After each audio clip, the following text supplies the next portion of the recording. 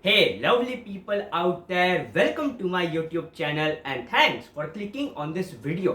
So हमने अपने channel पे एक important series of lecture start किया है and the name of that particular series of lecture is about our antipsychotic drugs.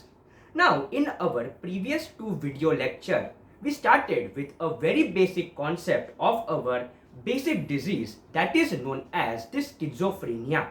सो हमने स्किज़ोफ्रेनिया के बारे में उसके साइंस एंड सिम्टम्स क्या होते हैं and what is the basic pathophysiology of our psychiatric illness that is our schizophrenia, ये हमने पिछले वीडियो लेक्चर्स में कवर अप किया है.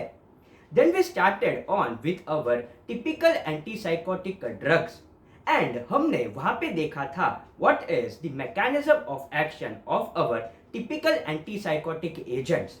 So in our previous video lecture, we understood what are all important side effects of our typical antipsychotic drugs. In our today's video presentation, the very first task that we are going to do is we are going to revise कि जो भी हमारे typical antipsychotic drugs के जितने भी side effects होते हैं जो हमने प्रीवियस वीडियो लेक्चर में कवर अप किए हैं. First, we are going to revise all those important side effects. Then we will see a very important side effect that is known as extrapyramidal side effect. So let us start with our today's video presentation. So in our previous video lecture, we saw कि ये जो हमारे typical antipsychotic drugs होते हैं, they are mainly producing important five signs and symptoms, that is the side effects. The very first one is of our postural hypotension. The second one is ejaculatory problem.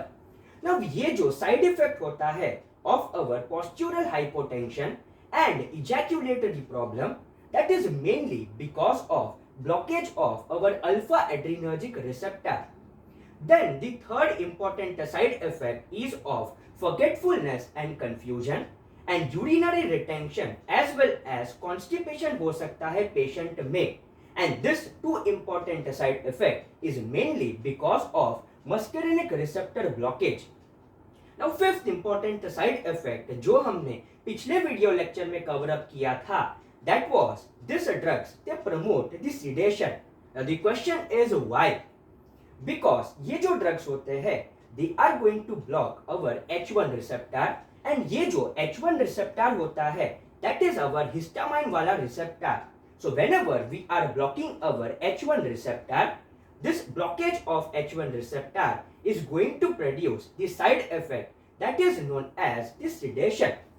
Now हमने जब pathophysiology of schizophrenia discuss किया था, we discussed some important dopaminergic pathway. तो उसमें से जो सबसे important जो डोपामिनर्जिक पाथवे होता है that is our mesolimbic pathway. And वहां पे जब डोपामिनर्जिक की एक्टिविटी इंक्रीज हो जाती है the patient is showing the positive signs and symptoms. Now ये जो हमारे टिपिकल एंटीसाइकोटिक ड्रग्स होते हैं ये काम कैसे करते हैं? So you need to remember कि ये जो हमारे टिपिकल एंटीसाइकोटिक ड्रग्स होते हैं they are potent D2 receptor blocker. So जैसे कि मैंने बोला था कि मीजोलिम्बिक सिस्टम में मीजोलिम्बिक पाथवे में there is increase in our dopaminergic activity and because of that increase in our dopaminergic activity there is positive signs and symptoms. Now हमें ये स्किज़ोफ्रेनिया के पेशेंट को ट्रीट करना है. सो मैं एक काम कर सकता हूँ कि डोपामिनर्जिक एक्टिविटी को वी कैन रिड्यूस करने से क्या होगा कि जो पेशेंट का जो पॉजिटिव साइंस एंड सिम्टम्स है वो प्रॉपरली क्योर हो जाएगा and we can treat our patient with suffering from schizophrenia. But my question to you is क्या हमारी ब्रेन में सिर्फ और सिर्फ मीजोलिम्बिक पाथवे में डोपामिनर्जिक न्यूरॉन्स होते हैं? The answer is obviously no. There are different pathways inside our human brain जहाँ पे we have a very good concentration of our dopaminergic neuron and वहाँ पे जो मेन न्यूरोट्रांसमीटर होता है दैट इज अवर डोपामिन. सो अगर हमने पेशेंट को D2 रिसेप्टर ब्लॉकर दिया है सो ये D2 रिसेप्टर को मीजोलिम्बिक पाथवे में भी ब्लॉक करेगा, and by blocking the activity of our D2 receptor there will be reduction in our dopaminergic activity inside our mesolimbic pathway. But brain में अलग अलग पाथवे होते हैं जहाँ पे this our dopamine is acting as a important neurotransmitter. So let us understand one such pathway जहाँ पे dopamine is a important neurotransmitter, and जब हम पेशेंट को टिपिकल एंटीसाइकोटिक ड्रग्स देते हैं ये वहां पे जाके D2 रिसेप्टर को ब्लॉक कर देता है, एंड उसके वजह से the patient is suffering from different extra pyramidal side effect. So let us study about a very important pathway that is known as nigrostriatal pathway. Now let us understand the proper concept of our nigrostriatal pathway. So from our midbrain there arises a group of dopaminergic neurons from the substantia nigra. Now ये जो midbrain होता है that is also known as mesencephalon. So from our midbrain जहाँ पे हमारा जो dopaminergic neurons होता है that is getting originated from our region that is known as substantia nigra. Now ये जो arise तो हो गए but ये जाते कहाँ पे है? So ये जो dopaminergic neurons होते हैं they go to our basal ganglia, and कौन से basal ganglia में ये जाएंगे which are striated. Hence ये जो pathway का नाम है that is known as nigrostriatal pathway. Why? Because nigro का मतलब होता है it is originating from our region that is substantia nigra which is present inside our midbrain, and ये जाते कहाँ पे है?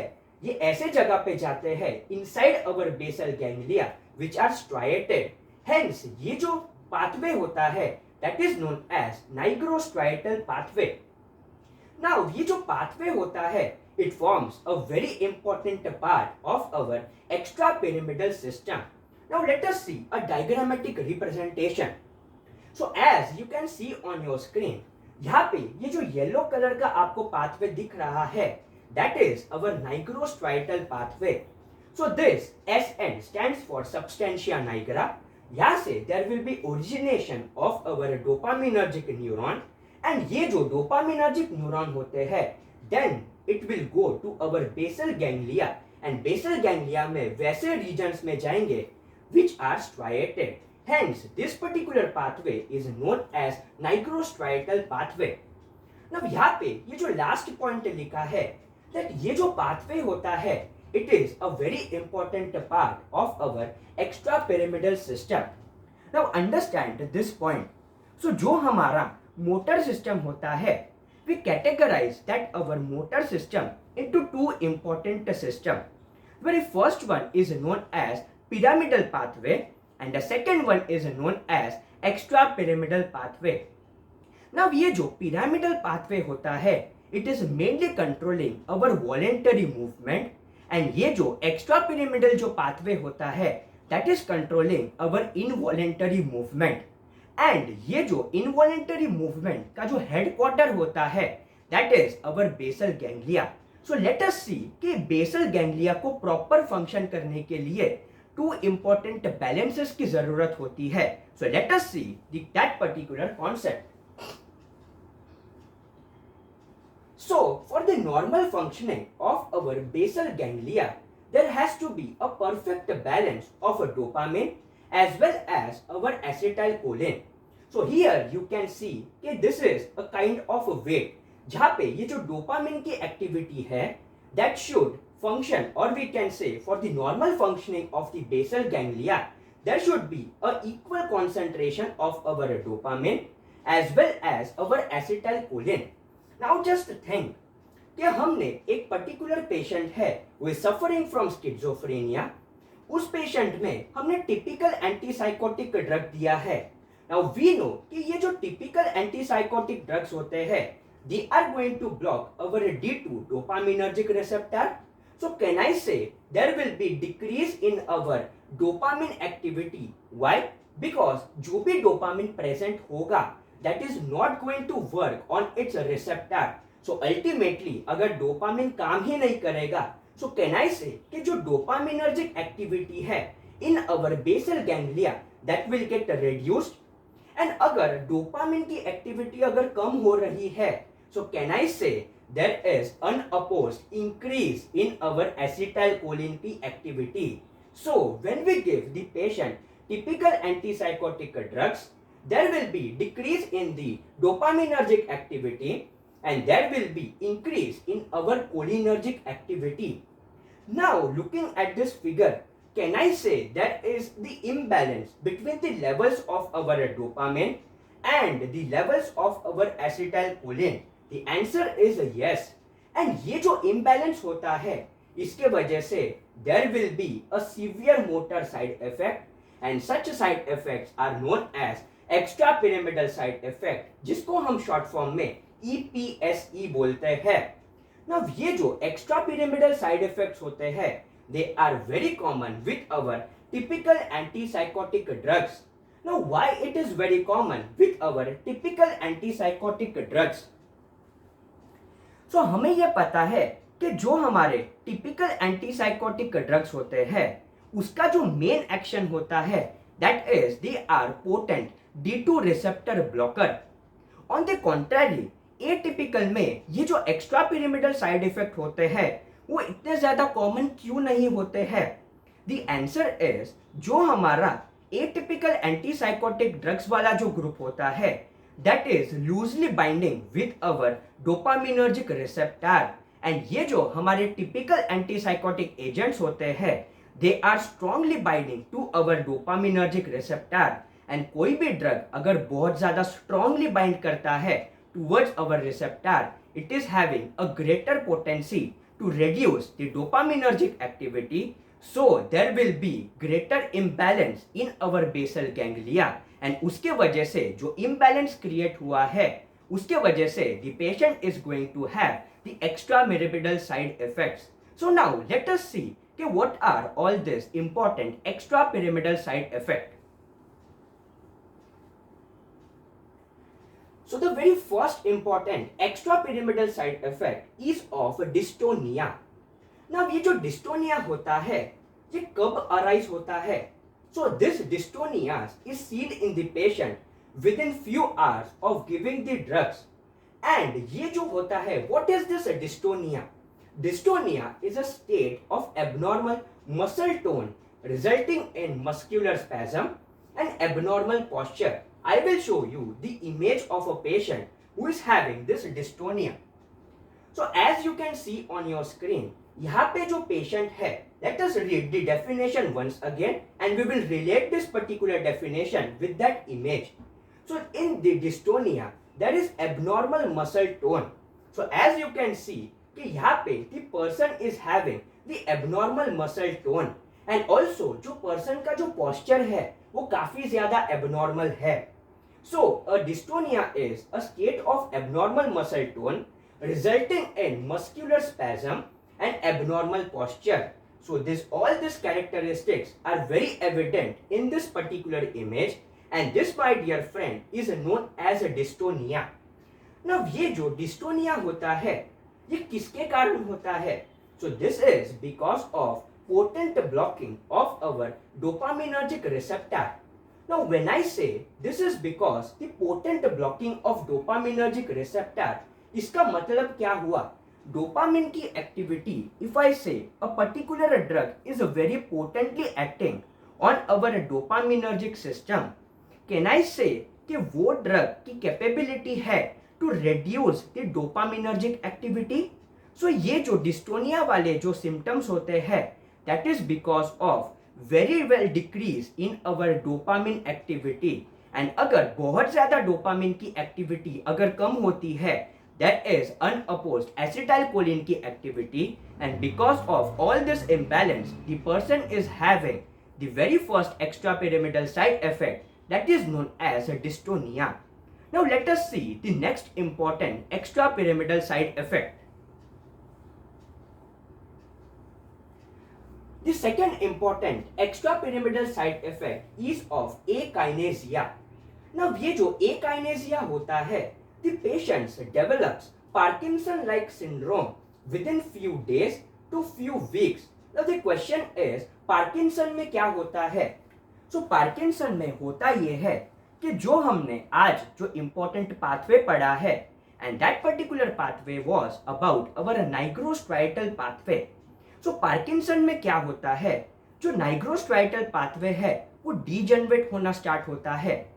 नाउ अगर नाइग्रोस्ट्राइटल पाथवे अगर डीजनरेट होना स्टार्ट होता है, सो कैन आई से कि there will be decrease in our dopamine level, and dopamine का लेवल अगर कम होता है, so definitely there will be unopposed increase in the level of our acetylcholine, and उसके वजह से जो imbalance create होता है, that is the main important cause of all such kind of side effect.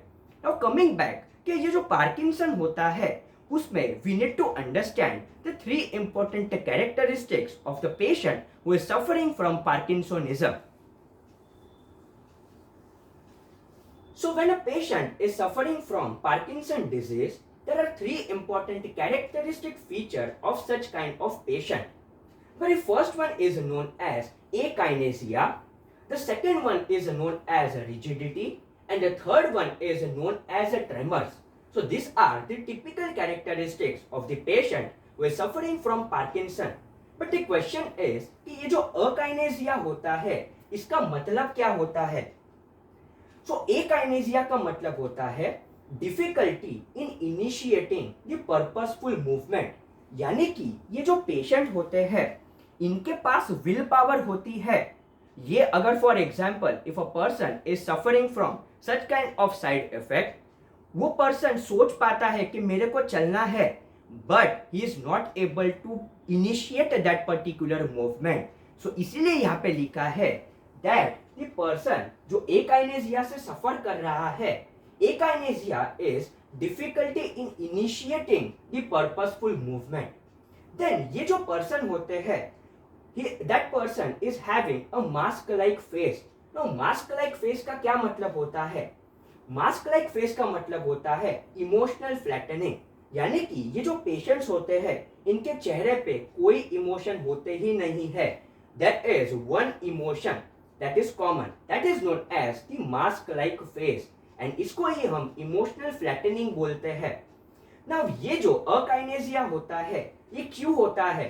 Once again the reason is same, that is this is because of a potent blocking of the dopaminergic receptor.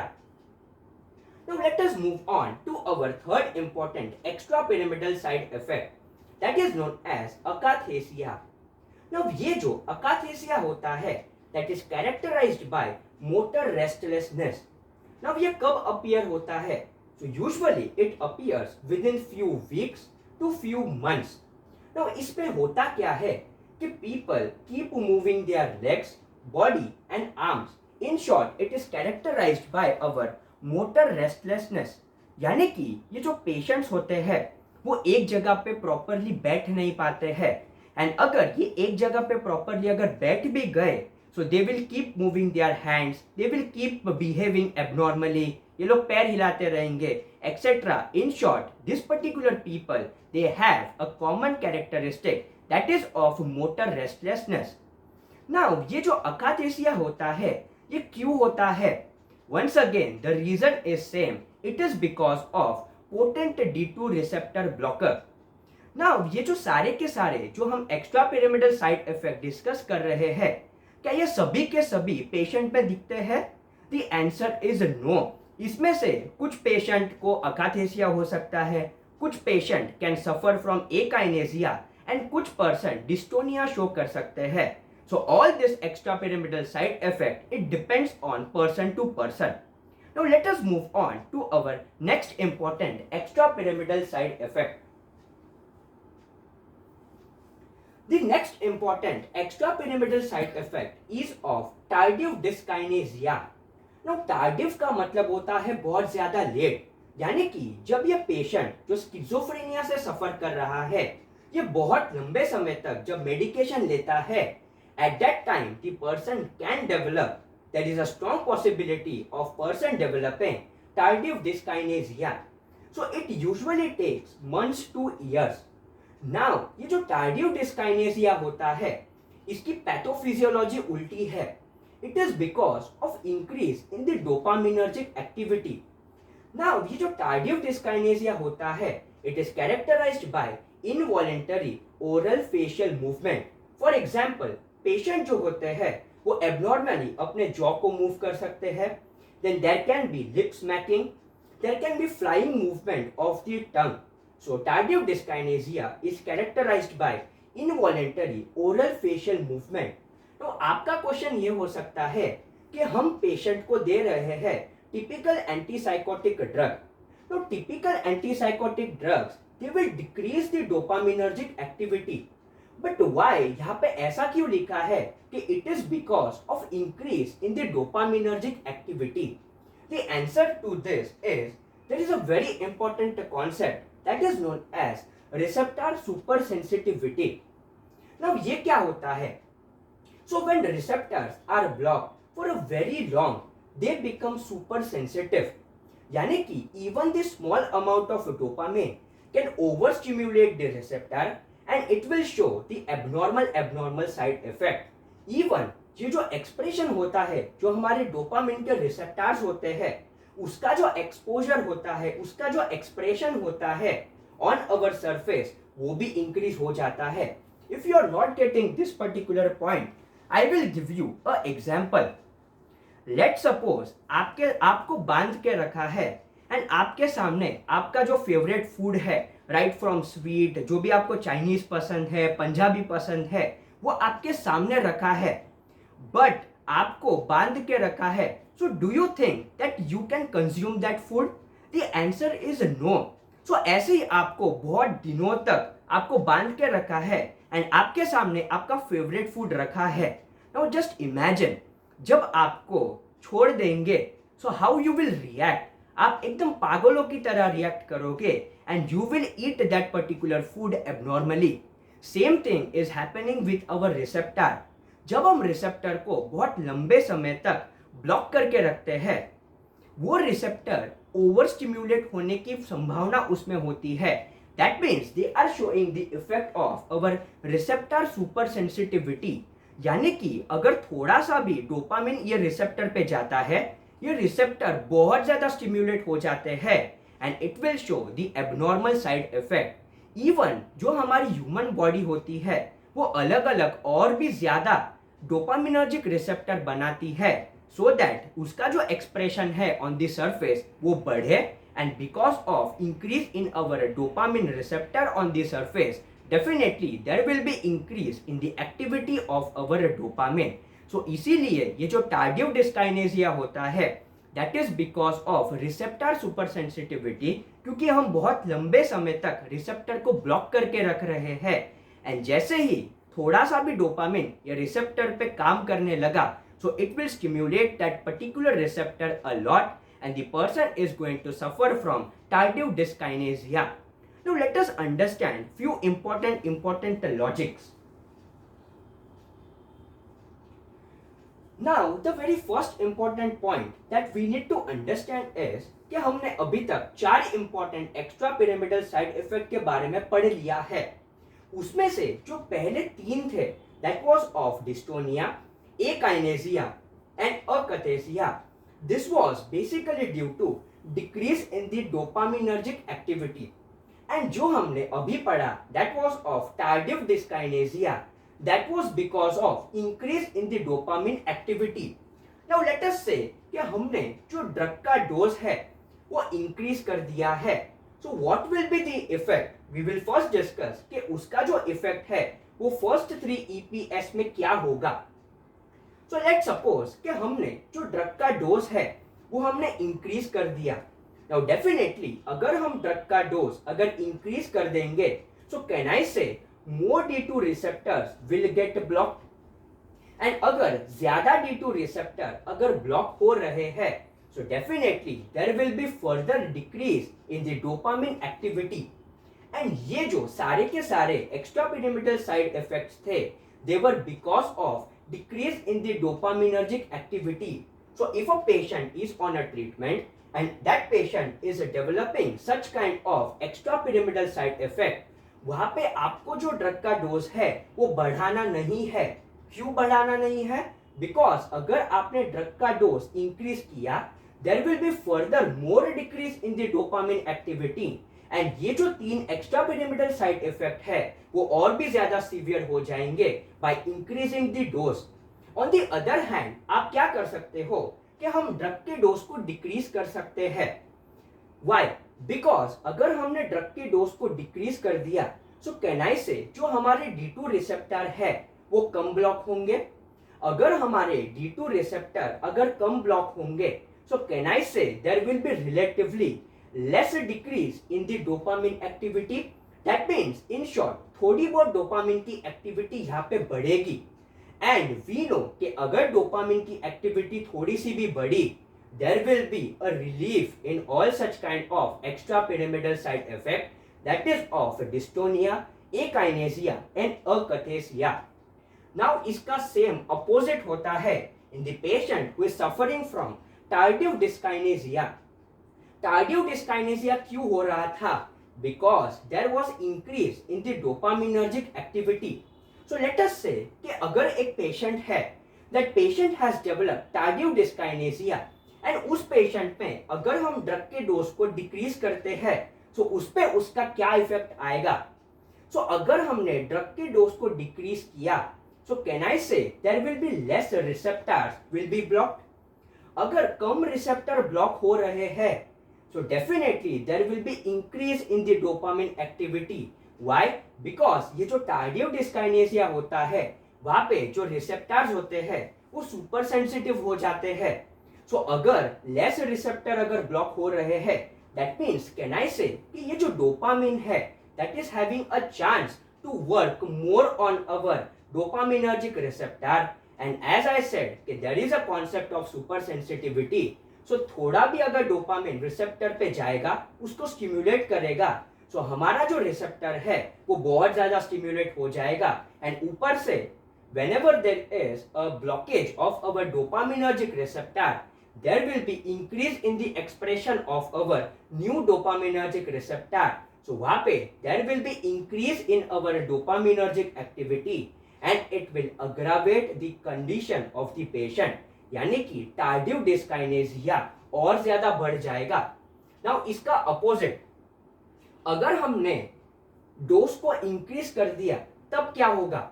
अगर हमने dose को increase कर दिया, can I say there will be more D2 receptors will be blocked. अगर बहुत ज्यादा D2 receptor अगर block हो रहे हैं, सो कैन आई से कि जो हमारा डोपामिन है वो अब इस रिसेप्टर पे काम नहीं कर पाएगा and there will be decrease in our dopamine का एक्टिविटी। एंड अगर there is decrease in the dopamine का एक्टिविटी, यानी कि हमारा जो डोपामिन है वो रिसेप्टर पे अभी काम नहीं कर पा रहा है, so it will reduce the risk of tardive dyskinesia. Now यहाँ पे एक इंपॉर्टेंट पॉइंट आता है कि जब हम डोज को इंक्रीज कर रहे हैं, सो टार्डिव डिस्काइनेसिया कम हो रहा है, सो क्या हम पेशेंट में डोज को बढ़ा देंगे? The answer is once again no. हम क्या करेंगे? ये जो ड्रग्स है that is our typical antipsychotic drugs, इसका हम डोज नहीं बढ़ाएंगे, इसको हम सबसे पहले स्टॉप करेंगे and we will switch the patient to the atypical antipsychotic drugs. And ये जो एटिपिकल एंटीसाइकोटिक ड्रग्स होते हैं वहां पे ये जो different extra pyramidal side effect होने के चांस होते हैं वो कम होते हैं as compare to our typical antipsychotic drugs. So that was all about our today's video presentation. I hope आपको ये वीडियो लेक्चर अच्छा लगा होगा। अगर आपने वीडियो लेक्चर यहाँ तक देखा है, please consider subscribing to my YouTube channel. Press that bell icon, like this video and share it with your friends. In our next video presentation, we will see one more important extrapyramidal side effect and हम थोड़ी बहुत treatment की भी बात करेंगे about the patient who is suffering from extrapyramidal side effect. So see you in the next video lecture. Till then, see ya, bye bye, have a good day.